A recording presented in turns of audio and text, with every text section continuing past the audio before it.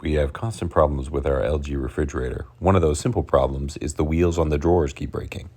This is due to the design causing the piece to be cantilevered, causing excess stress, causing it to break. By increasing this diameter here, it increased the bearing area, reducing the cantilevered force on the part.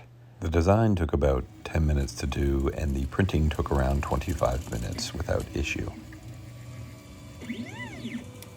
As you can see here, the design printed rather well. I needed to use a drill to clean out the through hole, and this also kept it in round. To avoid assembly issues, I utilized the screw to tap the threads into the piece.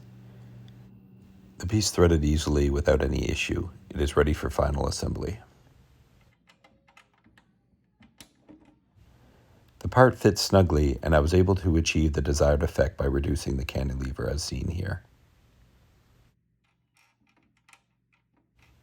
With the threads pre-tapped, it was able to assemble without issue.